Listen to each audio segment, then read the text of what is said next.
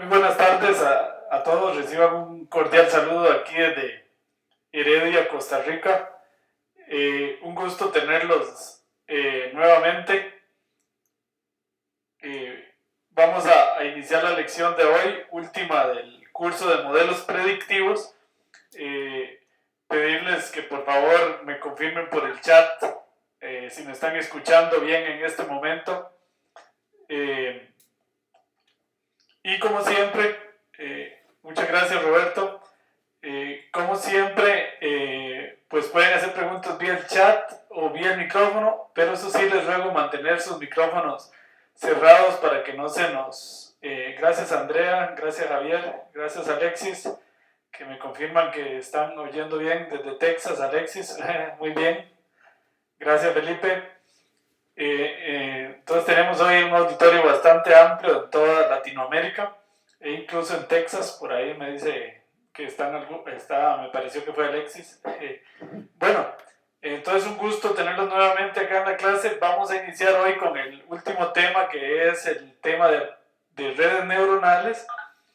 Y recordarles que, bueno, de hoy en 15 días iniciamos con el curso de programación R, en donde vamos a empezar a trabajar con todos estos métodos, pero ya desde la consola de R, para obtener mayor poder de calibración y de selección de modelos y mucho mayor poder de ejecución que se logra desde la consola de R. Eso es de hoy en 15 días porque siempre entre un curso y otro dejamos una semana libre para que descansen un poco y para lograr terminar con los temas administrativos.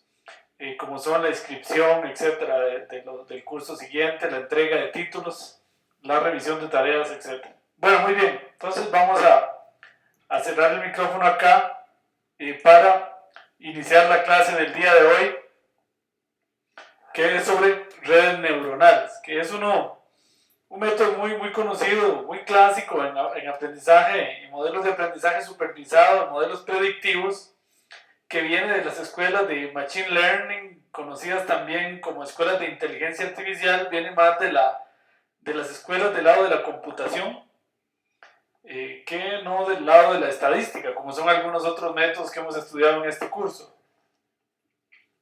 Bueno, entrando en materia, igual que siempre, que en todos los métodos que hemos visto en este curso, vamos a partir de la tabla de aprendizaje, en la que vamos a entrenar el modelo, a generar el modelo, y luego en la tabla de testing vamos a evaluar ese modelo. Hasta que estemos conformes con la calibración, que es algo que vamos a trabajar más en el futuro, nos quedamos con un modelo, y ese modelo lo vamos a aplicar a nuevos individuos. El día de hoy sí vamos a ver cómo aplicar nuestros modelos a nuevos individuos. Y al final les voy a dejar una tarea muy interesante que se llama el reto predictivo, en el cual ustedes van a tener que aplicar la predicción a individuos nuevos, en los cuales no se sabe cuál es el valor de la predicción. Y la nota va a ser el porcentaje de predicción. ¿Okay? Ustedes no van a saber cuál es el verdadero valor de la predicción, yo sí lo sé. Entonces la evaluación consiste en el porcentaje de aciertos. Okay, bueno, más adelante vamos a hablar de eso. Bueno, igual que en las otras clases, entonces de lo que se trata es de encontrar un modelo F que le asigne a cada individuo de la base de datos una clase. El día de hoy vamos a trabajar con redes neuronales. Igual entonces vamos a tener la tabla de aprendizaje que tiene las variables predictoras y la variable a predecir o variable discriminante. Tenemos que tener entonces también una tabla de testing para evaluar el modelo y medir la calidad del mismo. Y finalmente el día de hoy sí vamos a tener esta tabla, que es una tabla con individuos nuevos en la cual vamos a evaluar el modelo. Y ustedes van a tener que hacer eso en la tarea. Bueno, las redes neuronales, entrando en materia, vienen de la inspiración, uno de los clásicos modelos, el perceptrón, inspirado en el cómo supuestamente, según los científicos, funcionan nuestras neuronas, funciona el cerebro. Entonces, el cerebro está compuesto principalmente de células nerviosas o neuronas, que son estas que están viendo acá en la imagen. Estas neuronas están ligadas mediante unas fibras llamadas axón, que estamos viendo acá, el axón, que son las que conectan las neuronas unas con otras.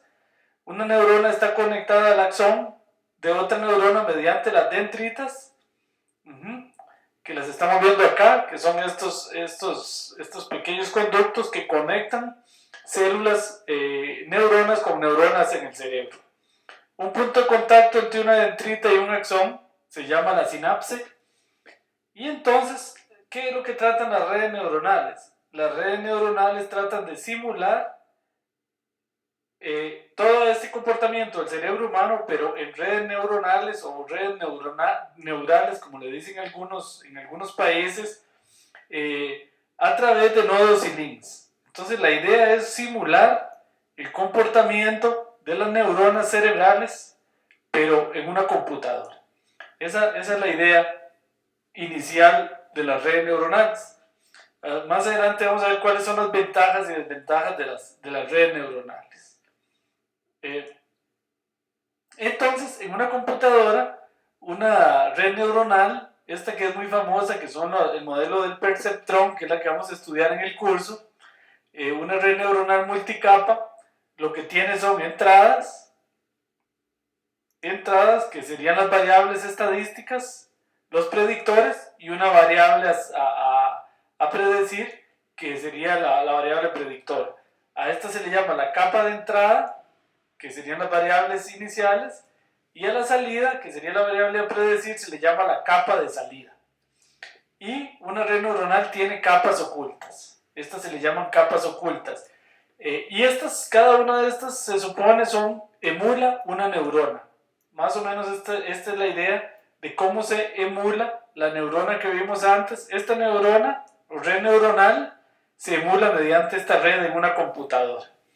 Esa es una red neuronal en una computadora, y se supone que cada una de estas es una neurona, y ahí está conectada con las otras neuronas a través de las sinapses, que serían estas, las entradas y las salidas de la neurona.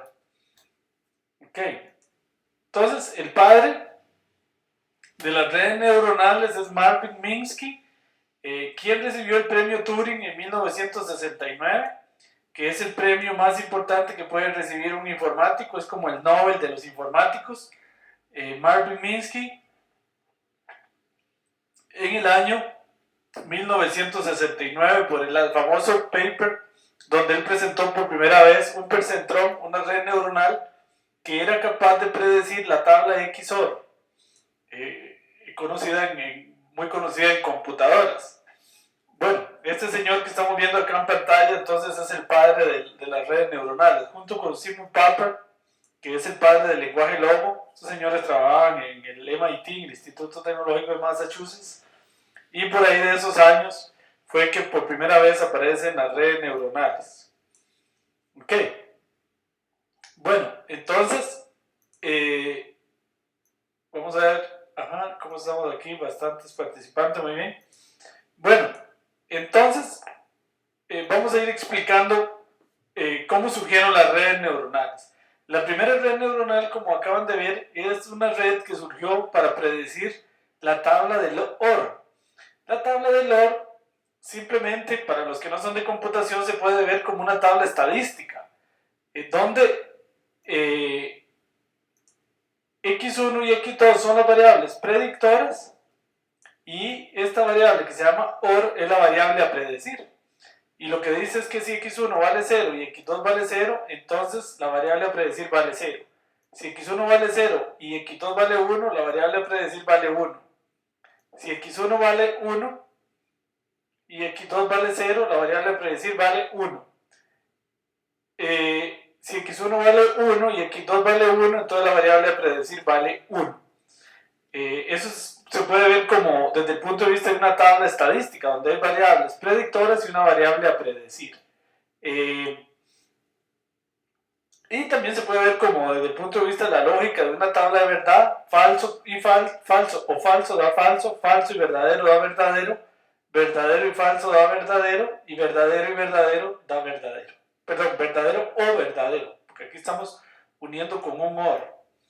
Bueno, en ese famoso paper, que también se podría ver esto como una unión de conjuntos, Minsky presenta una red neuronal que es capaz de predecir esta tabla, de saber la tabla de verdad del oro. Esta es la red neuronal que él presenta, es una red neuronal muy simple. La red neuronal consiste, como les decía, en que uno tiene, bueno, una capa de entrada, esta es la capa de entrada, son solo dos variables, x1 y x2, y una variable de salida, que en este caso es y. Entonces, una red neuronal consiste en este caso, en encontrar cuál es el peso W1 y cuál es el peso W2 y cuál es el valor de este zeta, de manera que cuando los datos entren por acá y una función de activación y, de manera que esto me prediga perfectamente la variable y. Ok, vamos a ver cuál es la que funciona para el caso del OR. Vamos a ver la red neuronal del caso del OR. Ok, vean. Entonces, la red neuronal que funciona para predecir esta tabla es la siguiente. Dice, tome zeta igual 0.5. Este va a valer 0.5. W1, o sea, este va a valer 1. Y W2 va a valer 1. Y la función de activación va a ser la siguiente. Y de x más y mayor que 5. Entonces, si esto es verdadero, asigna un 1. Y si esto es falso, asigna un 0. Si y de z, si esto se cumple, entonces la función asigna un 1. Y si no se cumple, asigna un 0. Entonces observen cómo funciona esto. Digamos que x1 es 0 y x2 es 0. Entonces aquí entraría un 0 y aquí un 0. Entonces x1 es 0 y x2 es 0, entonces x1 más x2 daría 0. 0 es mayor que 0.5, falso. Por lo tanto, asigna un 0. Observen que aquí iría un W1 y aquí un W2. Ok, lo que pasa es que como esos W1 y 2 valen 1, se puede poner así, x1 más x2.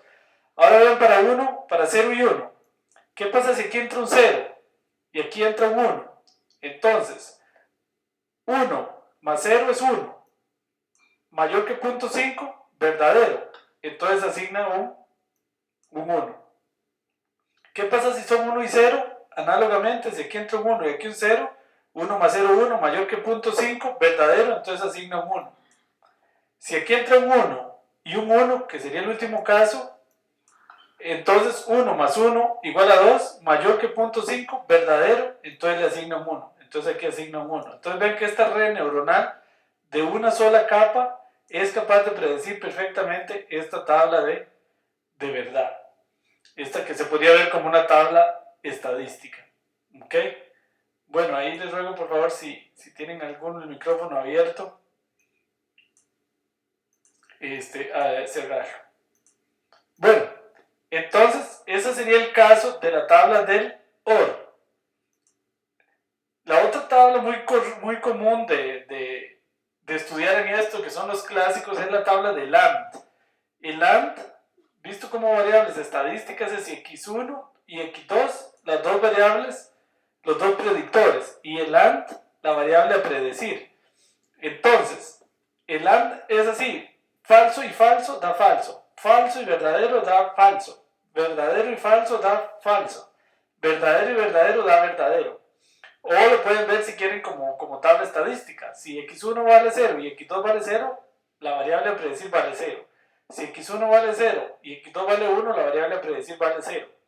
Si x1 vale 1 y x2 vale 0, la variable a predecir vale 0. Y si ambas x1 y x2 valen 1, la variable a predecir vale 1. ¿Por qué se grafica así? Porque después vamos a ver que esto es como encontrar un plano de separación. ¿Okay? Que separa los AND, que sería el punto verde, los que son sí, los dos verdaderos, y los rojos, que es con uno, con al menos uno de los dos falsos. Entonces, observen la tabla, esta es la red neuronal. Vamos a ver cuál es igual que la anterior. Lo único que va a cambiar aquí es cuánto vale W1, cuánto vale W2 y cuánto eventualmente vale zeta. vamos a ver cuál es la que funciona para el caso del AND.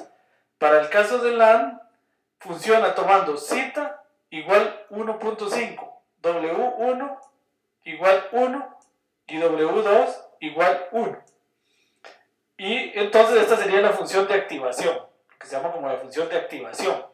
Va a ser 1 igual en caso de que esto sea verdadero y 0 en caso de que sea falso. Entonces observen cómo realmente también me predice. Si x1 vale 0, como acá, y x2 vale 0, entonces entra W1 más W2, aquí por x1 más x2, esto sería 0. 0 mayor que 0.5, que 1.5, falso. Por lo tanto asigna un 0. Luego, si x1 vale 0 y x2 vale 1, entonces esto daría x1 0 más 0.5, 0.5. No, 0 más 1, 1, mayor que 1.5, falso. Entonces de nuevo asigna 0. Análogamente, si x1 vale 1 y x2 vale 0, que sería este caso, entonces quedaría 1 más 0, 1. Mayor que 1.5, falso. Por lo tanto asigna 0. Y el caso 1 más 1, entonces vendría x1 más x2 daría 2. Mayor que 1.5, verdadero. Aquí da 2 en ese caso. Por lo tanto asigna un 1, que es lo que está pasando aquí. Entonces vean que para los 4 casos posibles, para x1, x2, para las variables predictoras, me predice perfectamente el AND, esta red neuronal. Entonces ahora, el tema de una red neuronal es cómo encontrar estos pesos y este cita y cómo determinar la función de activación. Esa es la gran pregunta, ¿cómo se hace para encontrar eso? Porque aquí yo ya se los di cuál es la red neuronal que funciona, pero si a mí me dan el modelo así, yo tengo que de alguna manera descubrir cuánto valen los pesos, W1, W2, cuánto vale cita y cuál es la función de activación que me hace que la red neuronal prediga lo mejor posible la tabla de datos que yo tengo, que en este caso es la tabla de LAN. Bueno, si tienen alguna pregunta, con mucho gusto.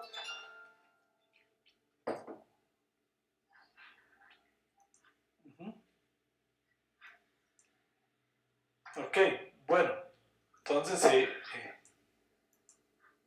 bueno, muy bien. Entonces, en un perceptrón, en general, el cita se llama el umbral, este cita se llama el umbral, W1 y W2 se llaman los pesos, y I de Z, que es la función que va acá, se llama la función de activación. Ok, entonces como les decía, en una red neuronal lo que hay que determinar es el umbral, los pesos, que en este caso son 2, podrían ser mucho más pesos, y cuál es la función de activación. También podría determinarse cuántas capas ocultas quiere uno en la red neuronal. En este caso no hay ninguna capa oculta, porque solo está la capa de entrada y la capa de salida. Es una red neuronal muy, muy simple. Okay. Bueno, la función de activación,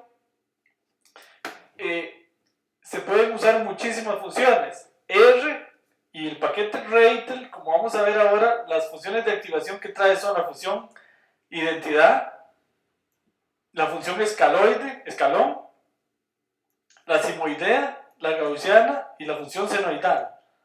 ¿Cuál funciona mejor? Que alguien preguntaba en el chat, aquí igual, yo tengo que determinar cuál funciona mejor. La única manera de saber eso es con un proceso de validación cruzada, cross validation, que en este curso todavía no podemos hacer porque desde RATL no se puede hacer, hay que estar en la consola. Normalmente las funciones que más se usan son la función escalón y la función sigmoidea, son de las que más se usan.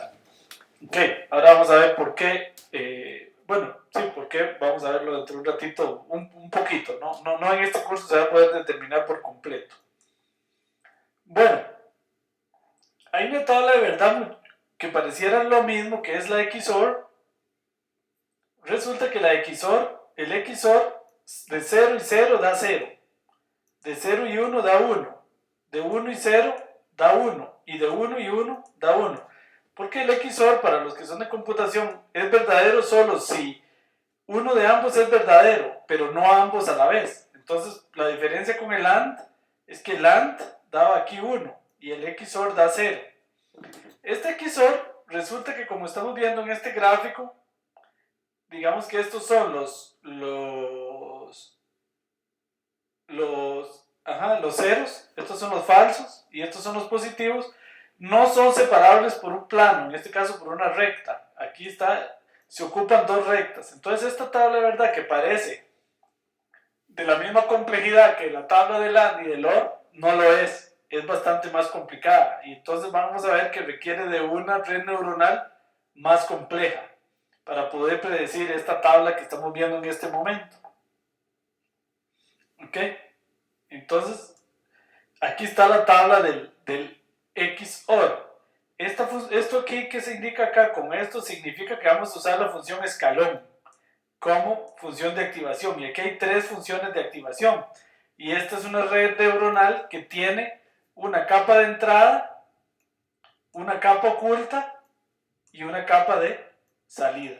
Entonces ven que ya es una red neuronal más compleja y tiene mucho más pesos, tiene mucho más conexiones aquí. Las neuronas, tenemos tres neuronas.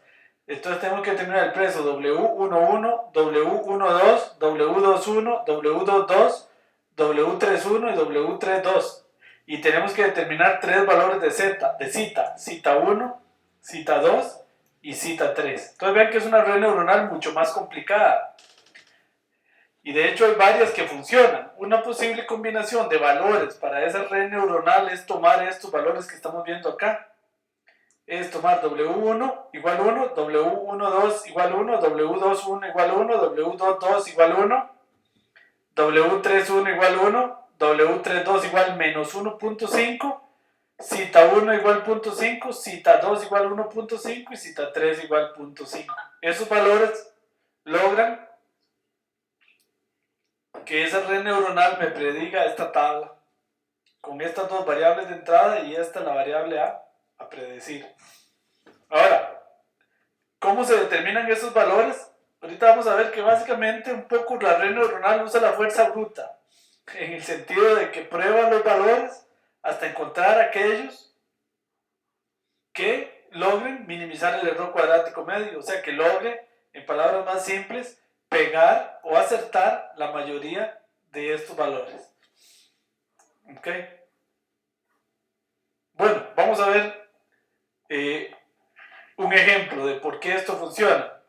Supongan que x1, en este caso, x1 igual 0, x2 igual 0. Tenemos que ver si la red neuronal en ese caso nos da de salida aquí 0. Entonces, si x1 y x2 son 0, entonces aquí entraría un 0, aquí entraría un 0, perdón, y aquí un 0. Entonces, la primera que hay que determinar es este valor de aquí. Este valor de acá, entonces, W11 por 0 más W12 por 0 es igual a 0. Entonces estamos determinando este de acá, más bien. Porque tenemos No, está bien, W12 y W11, sí, este. Entonces, este valor va a dar 0. ¿Es mayor que 0.5? No. Por lo tanto, retorna un 0. Entonces aquí me queda un 0. Luego viene para determinar este valor. W21 por X1 más W22 por X2 también da 0, porque X1 y X2 en este caso son 0. Mayor que 1.5, falso. Por lo tanto, aquí me queda un 0.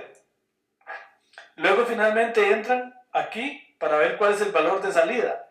Entonces W31, sea lo que sea, por lo que entró acá, que es un 0, más W32, sea lo que sea, por el valor que entra acá, que es otro 0, es mayor a 0.5, falso. Por lo tanto, asigna un 0. Entonces aquí la salida es 0. Entonces funcionó bien en ese caso. ¿Ok? Con estos pesos. ¿Ok? Entonces predijo bien el 0. Y así sucesivamente yo puedo sustituir todos los valores, hacer el recorrido por la red neuronal y ver que me predice perfectamente siempre la variable a predecir y. Claro que no lo vamos a hacer aquí, ni la idea es hacerlo a pie. El punto es entonces cómo la red neuronal puede aprender que estos que tengo aquí son los valores que me sirven. Ok, bueno, vamos a hablar un poquito de esto. Aquí está verificado a pie, por ejemplo, que con x1 igual 1, este valor, y x2 igual 0, que sería este, la red neuronal en efecto me da de salida 1. que es lo que tiene que dar. Ok, pasando todos los valores por la red neuronal. Ok, muy bien. Entonces, acá está otra prueba con 0 y con 1, que sería este valor, que la salida también me da 1. Ok, ahí ustedes lo pueden verificar, haciendo la corrida aquí a pie. Y también está aquí el último caso, que es cuando es 1, 1. Se lo voy a repasar. x1 igual 1 y x2 igual 1, tengo que ver que la salida me da 0. ¿Qué pasa si este vale 1 y este vale 1? Y sí, 1 y 1, y x1 y x2 son 1. Entonces esta suma me da 2. ¿Mayor que 0.5? Sí. Entonces me retorna 1. Aquí me quedaría un 1. Mayor que 0.5, ¿por qué? Porque el primer cita 1 vale 0.5. Luego acá, ¿qué pasa si acá vienen igual? 1 y 1, entonces acá igual, esto me da 2. Es mayor que 1.5, que es el valor de cita 2. Acá.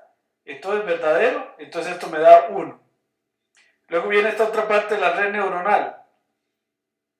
W1, 3,1, que sería 1 por 1, me da 1. Más W32, que vale, en este caso, vean que W32 en esta red neuronal vale menos 1.5. Por 1 que venía aquí de entrada, me da menos 1.5. Entonces, menos 1.5 más 1 me da 0.5. ¿Es mayor que 0.5? No. Por lo tanto, retorna falso, pone un 0. Entonces, la salida de la red neuronal en este caso sería un 0. Ok, entonces vemos que en ese caso también funciona.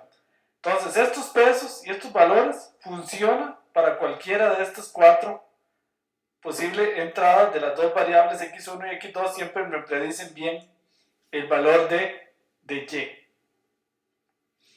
Ok, muy bien. Entonces, no sé si tienen alguna pregunta hasta ahí o está un poquito enredado. Bueno, aquí los valores, yo les estoy diciendo cuáles son los que funcionan. Okay. Bueno, entonces ahora vamos a hablar un poquito, más adelante vamos a ver un poco cómo es que se calcula. Otra red neuronal es esta, otro ejemplo de red neuronal es esta. Aquí tenemos 3 variables de entrada, 3 predictores y una variable a predecir y. Entonces esta red en la capa de entrada tiene 3 variables y la variable de salida es solo una, esta. Entonces uno tiene que descubrir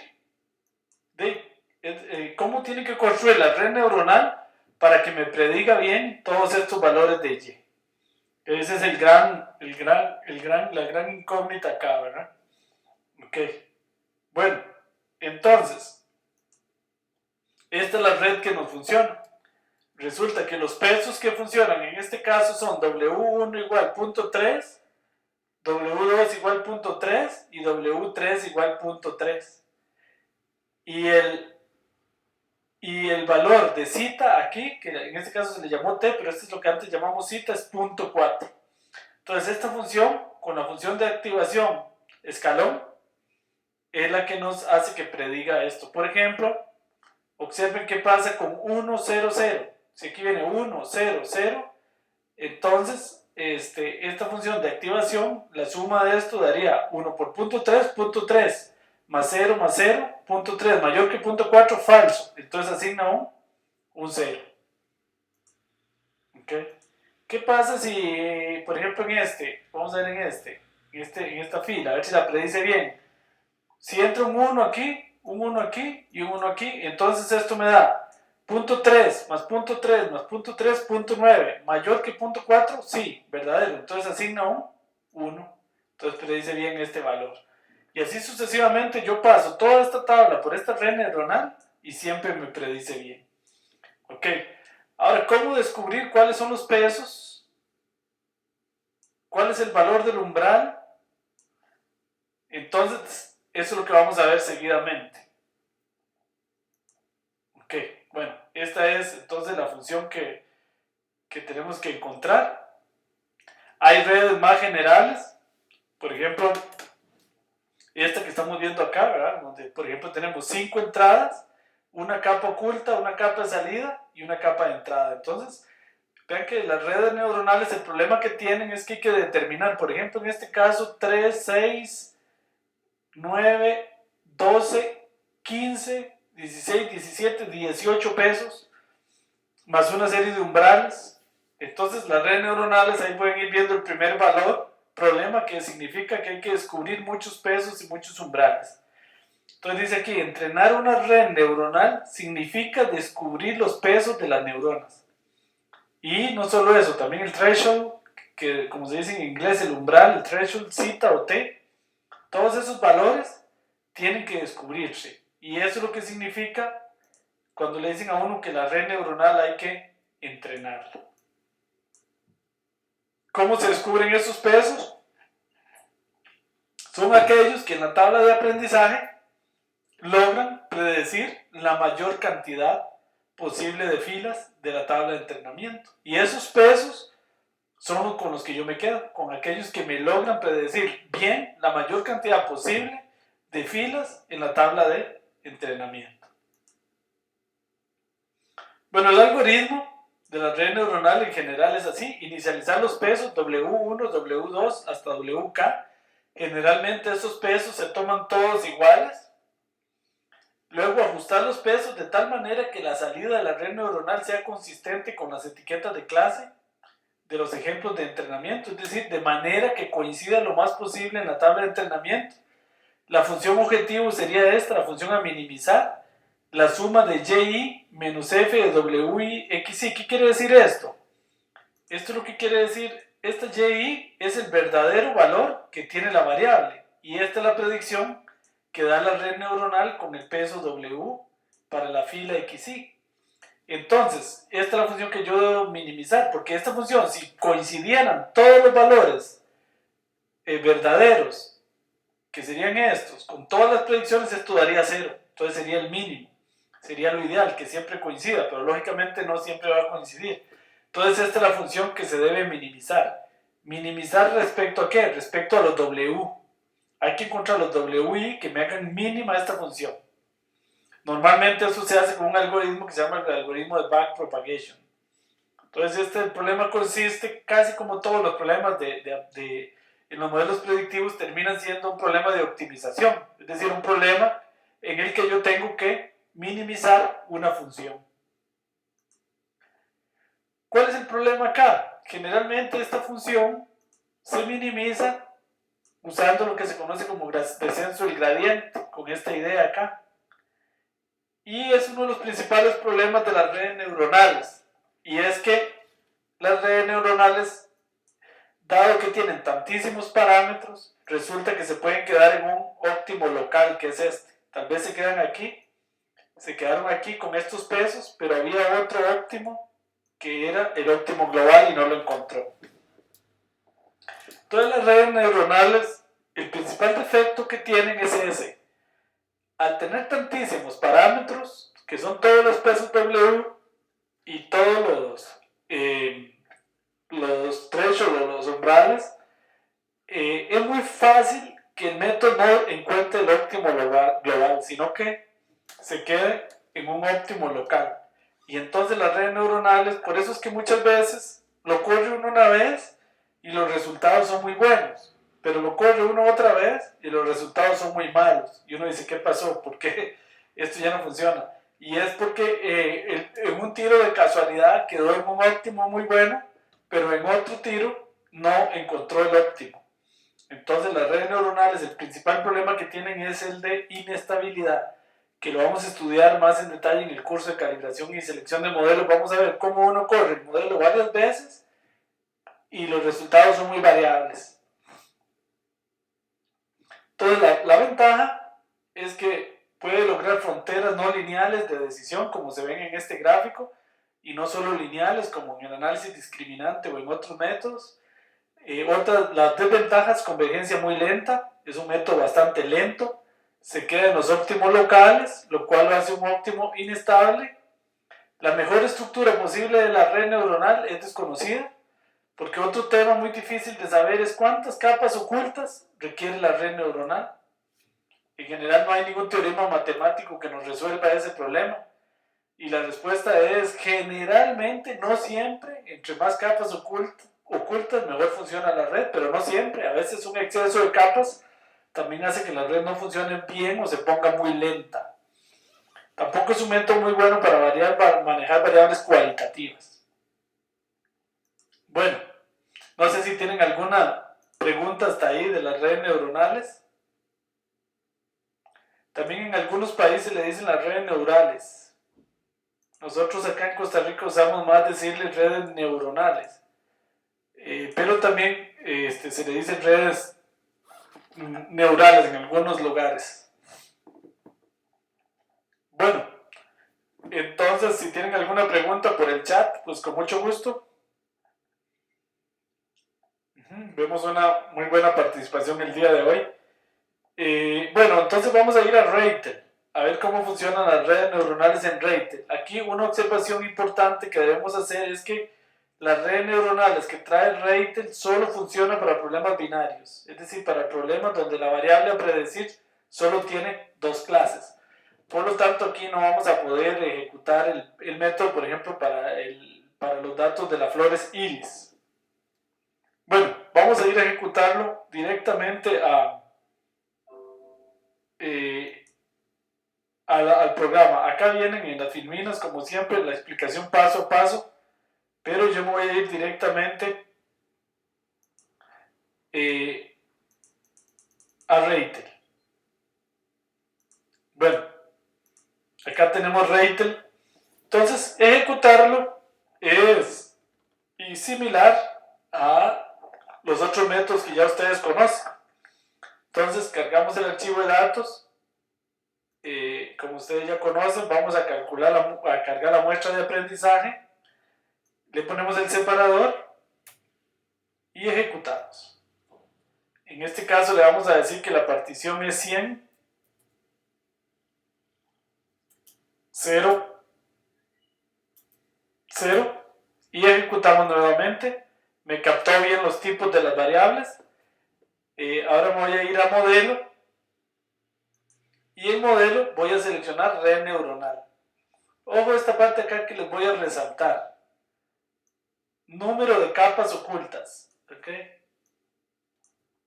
Eso es importantísimo en una red neuronal, porque muy pocas capas ocultas puede ser que los resultados sean muy malos. Por ejemplo, para este problema 10 capas ocultas es muy poco.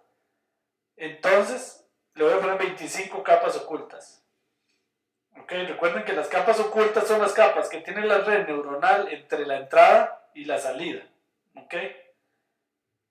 Bueno, entonces con 25 capas ocultas, el problema es que, claro, entre más capas ocultas, más lento se vuelve el sistema, lógicamente. ¿Cómo se define el número de capas ocultas? Me preguntan en el chat. Sí, definitivamente es lo que les mencionaba. No hay un teorema matemático que diga cuántas. En teoría, en la práctica, entre más capas ocultas, normalmente mejor es el resultado. ¿Cómo se puede evaluar esto directamente con un proceso de validación cruzada? Ya varios me han preguntado en el chat y en el foro de ese tema. Ese tema lo vamos a tratar mucho. Hay un curso entero para eso, de cómo calibrar el modelo. Cómo seleccionar, por ejemplo, este parámetro. Solo la validación cruzada nos podrá dar la respuesta. Por ahora, en general, uno podría decir que entre más capas, mejor resultado, aunque no necesariamente. Se puede encontrar un momento donde hay un punto de quiebre, lo que se llama el codo de Yambur, el momento en que a partir de ahí más bien, entre más capas empieza a desmejorar el problema.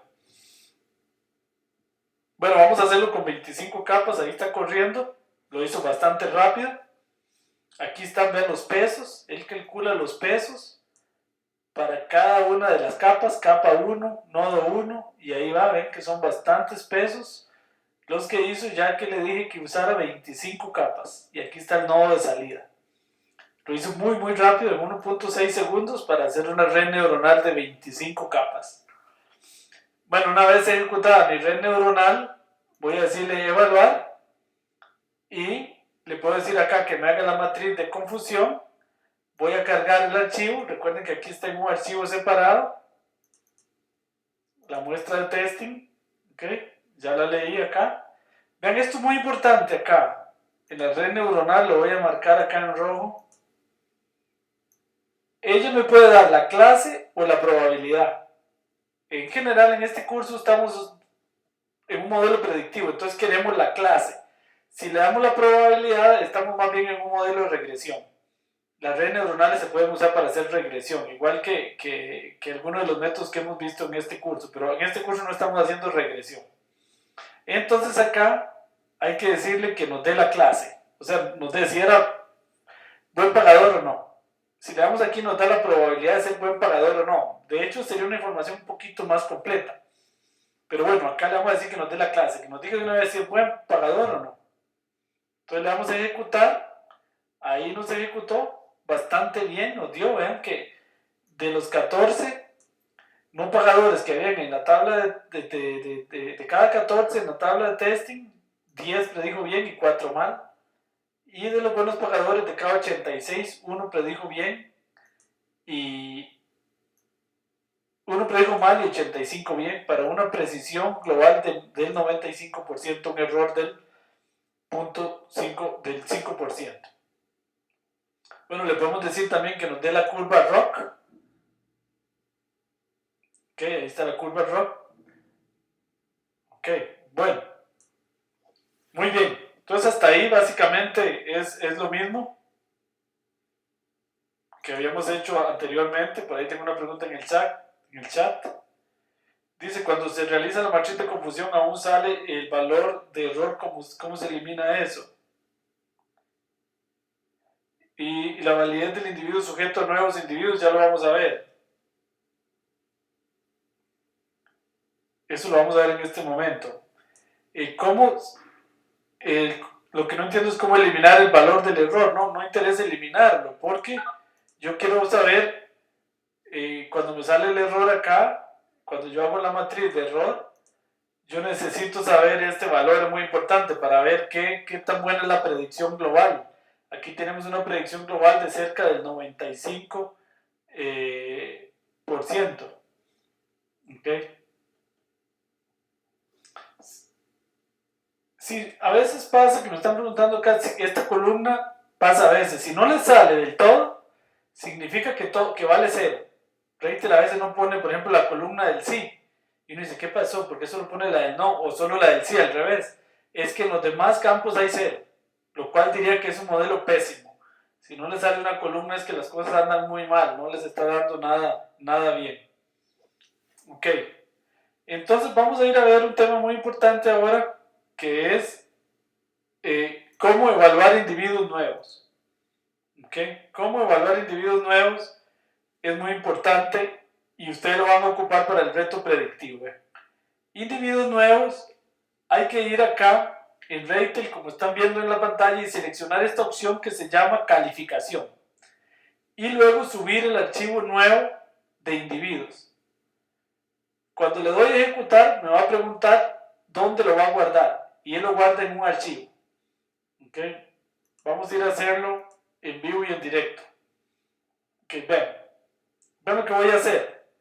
Voy a predecir un nuevo conjunto de individuos, que son los siguientes, se los voy a mostrar. Aquí tengo 25 individuos, están viendo en pantalla, en un archivo CSV, a los cuales les medí el ingreso, el monto de crédito, el ingreso neto, el coeficiente de crédito avalúo, el monto de la cuota, el grado académico, pero no sé si son buenos o malos pagadores. Vean que el archivo, aquí vienen los valores, pero para bueno o malo pagador tiene un NA. Ese NA significa que en este archivo no se sabe. En estos 25 individuos no se sabe si son buenos o malos pagadores. Ok, y la pregunta que hace Julio es muy importante. La estructura de este archivo debe ser idéntica a la de la tabla de aprendizaje. Idéntica, sí. Con el mismo tipo de separadores, la misma cantidad de columnas, etc. Y en esta columna, en efecto, hay que ponerle NA para que él sepa que yo no la tengo. Entonces la estructura debe ser exactamente igual, si no, no funciona. En Reitel. Bueno, que es la misma, ven, aquí está la tabla no, esta no es. Bueno, la cosa es que exacta, muy buena pregunta, Julio, la estructura debe ser exactamente la misma. Entonces, si yo tengo esa tabla, me voy aquí en la pestaña de evaluar y le doy calificación. Entonces voy y levanto ese archivo que se llama nuevos datos crédito 25. Ahí tengo nuevos 25 individuos a los cuales no les he medido. Quiero predecir porque ya estoy trabajando en el banco y quiero saber si van a ser buenos o malos pagadores para ver si les doy el crédito o no. Entonces le doy a abrir y ojo, bueno, lo voy a subrayar aquí, es aquí en calificación, ¿verdad? Hay que darle clic, cargar el nuevo archivo. Aquí muy importante decirle que lo que yo quiero es que me dé la clase, si va a ser bueno o malo pagador. Bueno, también podría decirle que me dé la probabilidad, ¿verdad? Podría ser, pero bueno, en este caso le vamos a decir que nos dé la clase. En el reto predictivo que ustedes tienen que hacer en la tarea también es la clase, no la probabilidad, lo que deben enviarme. Bueno, entonces le doy a ejecutar acá y observen que él me está preguntando qué nombre le pone al archivo y dónde lo grabe, en qué directorio. Le voy a decir que me lo grabe en el escritorio. Ok, voy a borrar uno que tenía aquí viejo antes. Ok, para que no confundirnos. Ok, entonces le voy a decir que me lo guarde ahí en el escritorio. Y observen aquí donde apareció en este momento el resultado. Entonces, ese archivo de resultados es un archivo CSV, igual al que yo le di. Y aquí ya está, ¿ven? Buen pagador con Neural Networks. Entonces me predijo que el primero sí, el segundo sí, y los 25 individuos, aquí marca 26, pero es por esta fila, me predijo que todos van a ser buenos pagadores. Bueno, aquí era muy esperable porque aquí hay mucho más en buenos pagadores, pero bueno, él me predijo todos como buenos pagadores. Obviamente no tiene por qué ser así, puede haber predicho algunos no, otros sí. En este caso está prediciendo que todos son buenos pagadores. Ok, no sé si tienen alguna pregunta.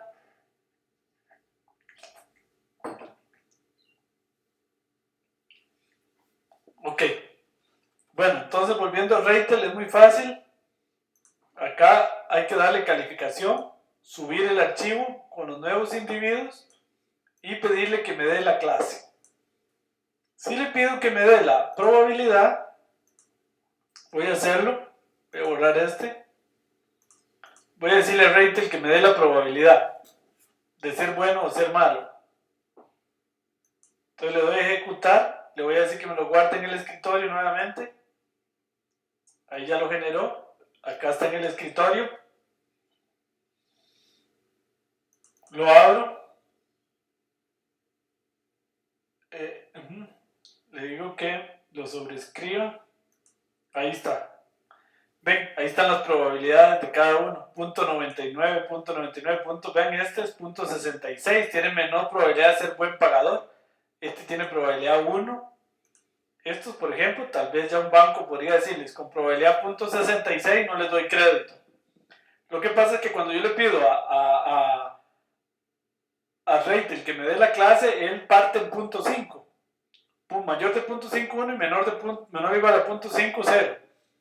Entonces eso en la consola uno lo puede programar, no en Reitel.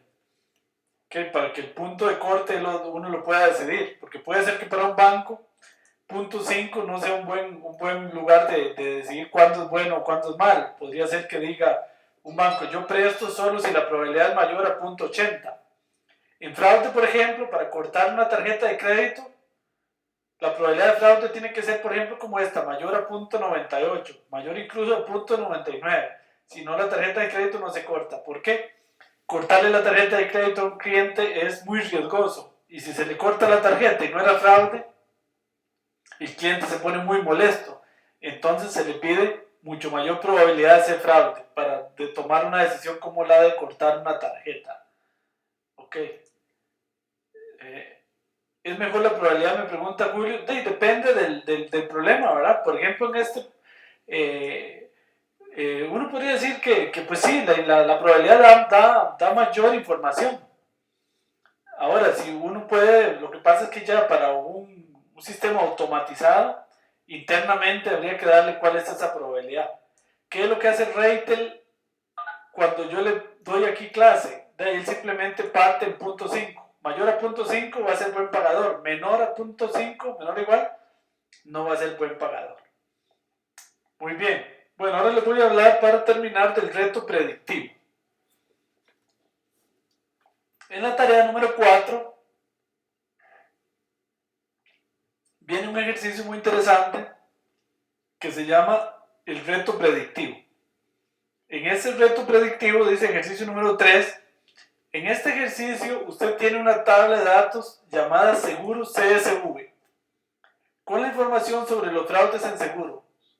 Esta tabla tiene 16 variables y 6.413 casos o individuos. Se trata de predecir la variable fraude, que indica si hubo fraude o no.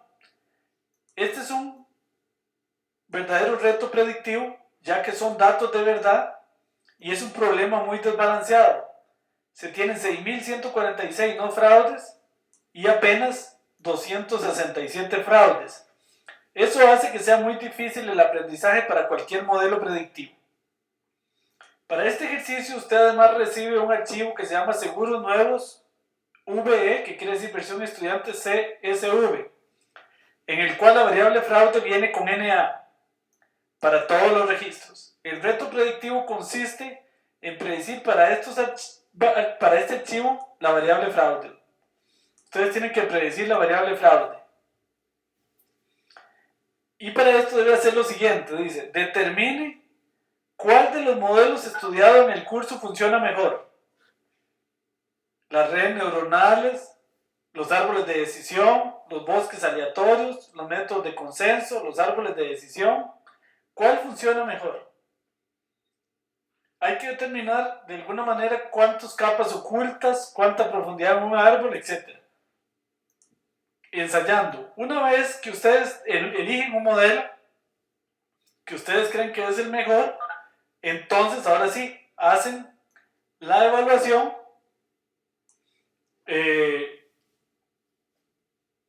y suben al aula virtual el archivo que genera Reitel. Digamos, voy a eliminar este otra vez. Ustedes vienen aquí a Reitel, generan el archivo, lo guardan,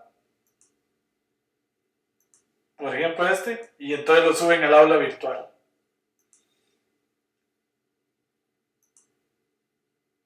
Déjenme aquí abrirlo otra vez. Ahí está. Entonces lo suben. ¿Cuál va a ser la nota? La nota va a ser dependiendo de cuántos predigan bien. Si no predicen ninguno bien, la nota es 0. Si predicen todos bien, la nota es 100. Yo soy el único que sabe cuáles son los verdaderos valores de esos datos. Voy a irselos a mostrar aquí.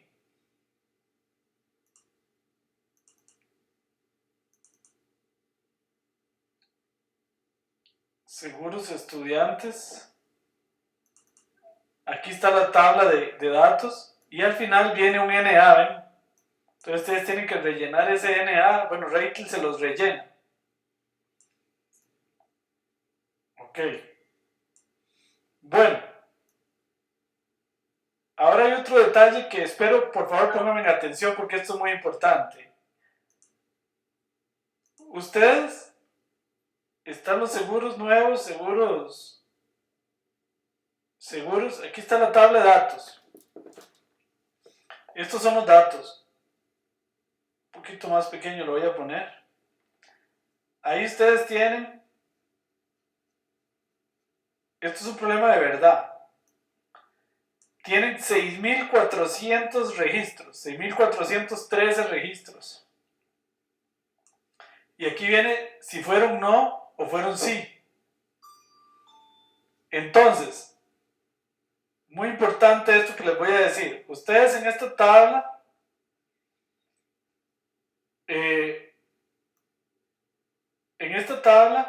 completa, en esta tabla que se llama seguros, ¿qué es lo que hace uno? Bueno, ustedes se dejan una parte, digamos el 70% para training y se dejan otro 30% para testing en Reitel. Entonces, partido de eso, así, por ejemplo, prueban con árboles de decisión, a ver cuál da mejor aquí, en la tabla de testing, ¿verdad? Prueban con support vector machines, prueban con árboles de decisión, prueban con consenso y prueban con redes neuronales. Y al final, digamos que yo decidí que para mí lo que mejor me funcionó fue los árboles de decisión. Entonces la pregunta aquí muy importante es, ¿cuál modelo uso? Si yo uso esto que acabo de construir aquí con un 70%, no, la respuesta es no use ese modelo. La respuesta es, el enfoque training y testing es el que me permite a mí seleccionar cuál modelo funciona mejor. Una vez que yo me decido con los árboles de decisión, por decir algo, y con una profundidad de 50 árboles, digamos, de 50 niveles en el árbol de decisión, borro todo nuevamente, borro todo y construyo un nuevo modelo. Ojo, esto es muy importante, construyo un nuevo modelo con el 100% de los datos. Construyo un nuevo modelo con el 100% de estos datos que tengo en este archivo que estamos viendo aquí. Y ahí lo que yo digo, bueno, ya yo como sé con supuestamente lo que mejor funciona son los árboles de decisión con 50 niveles, entonces construyo un árbol de decisión con este 100%. Y ahora sí, evalúo los nuevos individuos con este modelo que acabo de construir usando el 100% de los datos. ¿Por qué? Porque es mejor, evidentemente, usar el 100% de los datos para el modelo que finalmente yo voy a usar para predecir, en lugar de usar el modelo con el 70%. El enfoque training, testing o aprendizaje, evaluación se usa para decidir qué modelo escojo y qué parámetros escojo. Finalmente, escogido el modelo y los parámetros, construyo de nuevo un modelo final con todos los datos. Okay, no sé si eso les queda claro, porque de eso va a depender mucho que el modelo, que los resultados sean buenos, regulares o malos. No, Roberto pregunta que si puede usarse el 100% en training y hacer un 100% en testing. No, eso es una mala idea, Roberto. Eso provoca lo que se conoce en estadística como overfitting o sobreestimación. Es decir, uno no puede, si usted entrena y testea en los mismos datos, obtiene resultados que son erróneos, porque está aprendiendo y testeando con lo mismo. Entonces, usted los porcentajes de predicción le dan buenísimos, pero es porque el modelo aprende y entrena con lo mismo. Entonces, no. Es una buena pregunta, Roberto, que dice que la hace. Usted entrena con el 70% y testea con el 30%, digamos. Esa es una buena medida. ¿Para qué hago eso? Para seleccionar el modelo de todo lo que hemos visto en el curso, qué es lo que funciona mejor para estos datos de seguro. Una vez que decido qué es lo que funciona mejor, me olvido de todo esto y vuelvo a construir un modelo, ahora sí, con el 100%. Digamos que yo decidí que era redes neuronales. Yo digo, ahora sí, construyo mis redes neuronales con 20 capas ocultas, digamos que eso fue lo que yo decidí antes, con todo el 100% de los datos. Y esto lo uso para predecir esos 100 datos que me están dando en la tarea nuevos. Y a la mano de Dios esperemos que todo funcione bien y prediga todo bien y se saque un 100. Ok. Muy buena pregunta, Roberto. Eso es muy importante que lo hayan entendido en este curso, es fundamental esa idea. El enfoque training testing se usa para seleccionar el modelo. Cuando uno genera el modelo que ya va a usar, usa todos los datos. ¿Ok?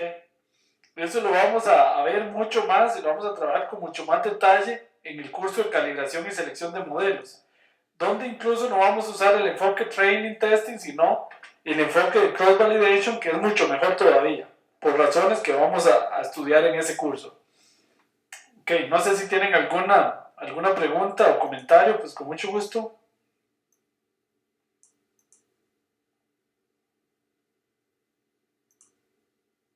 Ok. Vemos ahí una muy buena participación. Si tienen alguna pregunta o comentario.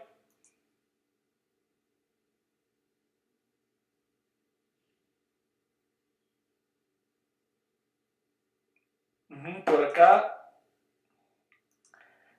solo mediante redes, no, en ese reto predictivo, en el reto predictivo, que es la tarea, la pregunta número 3 de la tarea, se usan todos los modelos que hemos visto en el curso.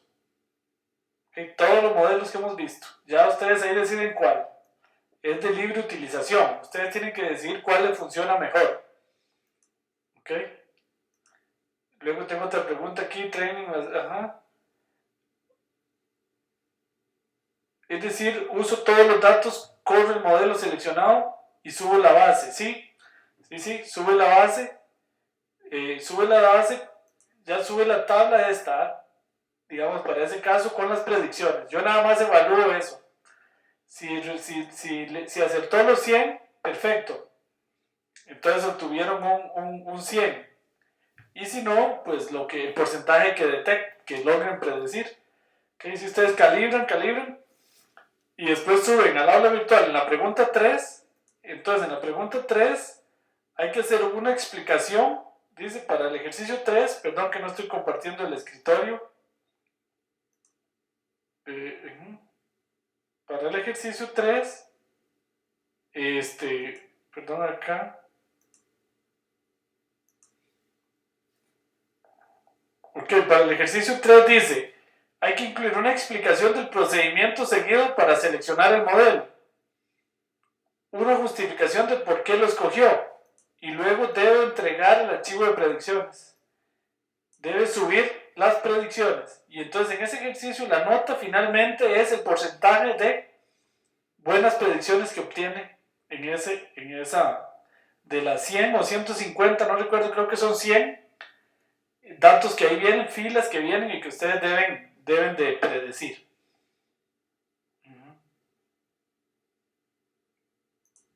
Vamos a ver si tiene... Es prorrateada la nota. Bueno, sí, aquí hay 3 ejercicios. Este vale 33, 33 y este vale 33. Es decir, si por ejemplo acá obtiene 0 predicciones buenas, pues tendría un 66 en la nota si todo lo hizo bien. Pero bueno, no se preocupen, yo sé que les va a ir bien y lo van a lograr predecir. En el curso de calibración y selección de modelos viene otra vez este reto predictivo, pero con más dificultad. En este caso no está tan difícil. Con más dificultad y con más registros, para ver si lo logran predecir. Porque ahí vamos a calibrar el modelo ya con mucho más ciencia todavía, usando cross-validation para hacerlo. Ok, muy bien. Bueno, vamos a ver si tenemos alguna otra pregunta. Bueno, entonces muy bien. Ahí pues cualquier duda, por supuesto, como siempre está el foro para que ustedes pregunten si tienen alguna duda o consulta acerca del reto predictivo o acerca de cualquiera otra de las preguntas. Recordarles que hoy es la última clase de este curso. Un gusto haberlos tenido en este curso. Espero que sigan, ojalá todos, en el próximo curso. El próximo curso es un curso de programación en R. Vamos a empezar y aprender a utilizar R desde la consola, desde RStudio. Voy a compartirles otra vez el escritorio para mostrarles. Vamos a usar RStudio, que es este programa que les estoy mostrando ahora. Y vamos a aprender a trabajar acá. Y vamos a hacer documentos autorreproducibles. Vamos a programar un poquito en R. Vamos a aprender a manipular datos directamente acá en RStudio. Vamos a ver algunas de las cosas que hemos visto en este curso, pero desde RStudio. Y vamos a tener ahí mucho mayor poder digamos, de calibración y selección de modelos. Entonces ese curso empieza de hoy en 15 días. Empezaría el 6 de octubre. ¿Okay? El 6 de octubre igual a la misma hora, los lunes a las 3 de la tarde. Entonces esperamos, bueno, en esta semana calificarles la tarea número 3. Para la tarea número 4 tienen de tiempo hasta de hoy en 8 días, como siempre. y ahí se les entrega la nota y se les entrega el título y esperemos que se inscriban y se matriculen, ojalá todos, en el curso de programación R, para después ver el curso de calibración y selección de modelos, que es como realmente se debe trabajar. Por acá me dicen qué versión de R están usando. Bueno, nosotros tenemos aquí la versión más moderna de R, que es la que estamos usando, R 3.03 es la que tenemos acá en Promidad. Me pregunta Julio que cuando empieza el curso de fraude. Ya el curso de fraude ya se nos llenaron los cupos. Teníamos solamente 20 cupos y ya se llenaron. Si a alguno le interesa, si a usted le interesa, Julio, o a alguno le interesa, puede prematricularse en el sitio web de Promidad, porque estamos haciendo una lista de espera para ver si podemos abrir 2 grupos. Pero el grupo ya se había llenado. Ya se llenó con las 20 personas que le interesaban. Es que estuvimos en Panamá en la Conferencia Latinoamericana de Banca haciendo una presentación sobre el tema y sobre el curso y se nos llenó. Porque solo tienen 20. La idea es que no sean más de 20 personas. Entonces, si quiere, pues se prematricula en el sitio y nosotros le abrimos. Si logramos por lo menos unas 10 o 15 personas más, abrimos 2 grupos. Y si no, pues sería entonces hasta el próximo año. Pero matricúlese para que ya esté en la lista. En esa lista tenemos, en este momento, si no mal recuerdo, 4 o 5 personas ya prematriculadas, esperando en la lista de espera para el segundo curso. Lo que pasa es que ya tenemos algunos adelante por ahí, Julio, 5 más antes que su persona, esperando para un segundo grupo. Vamos a ver si lo logramos. Sí, Julio, con mucho gusto. Si lo logramos abrir o no. Depende de eso. Si llegamos por lo menos a unos 10 o 15 más. Ok. Muy bien. Entonces, y si no, pues ojalá, Julio, sigan el curso de R y en los demás cursos del programa experto, que le van a dar la formación que usted quiere y que ustedes necesitan. De todas maneras, en el programa de expertos las cosas se estudian con más detalle, porque es un programa que dura 9 meses. Entonces se estudian los temas con mucho más detalle. Es una ventaja de estar en el programa experto. La ventaja de estar en el curso de fraudes es que todos los ejemplos y todas las explicaciones van orientadas hacia la detección de fraude en tarjetas de crédito. Esa es la ventaja de ese otro curso. Es muy dirigido a eso. Bueno, muy bien, entonces un gusto pues haberlos visto el día de hoy. Ahí tienen el foro y los espero ver ojalá de nuevo dentro de 15 días en el curso de programación R. Me dice por acá Roberto que si no hay fiesta de la alegría. Lo que sí hay, Roberto, es cuando terminamos todo el programa experto, hacemos una graduación en el Hotel Crown Plaza Corobicí. Y ahí hemos tenido incluso en otras oportunidades gente que ha venido hasta de otros países a la graduación. Entonces eso sí es muy posible que lo hagamos, pero hasta el puro final, para que nos conozcamos ya no acá en la virtualidad, sino en la realidad, en una fiesta, pero hasta el final de todo el programa experto. Sí. Entonces ojalá pues lleguemos todos hasta ahí, podamos hacer una fiesta bien grande, dado que este grupo es bastante grande, y ojalá pudieran venir bastantes del extranjero, eso sería muy bonito. Hemos tenido gente que han venido a visitarnos, pero hasta el puro final. Bueno, entonces mucho gusto haberlos visto el día de hoy y nos vemos dentro de 15 días en el curso de programación R. Muchas gracias a todos, un gusto, nos vemos. Hasta luego, muy buenas tardes.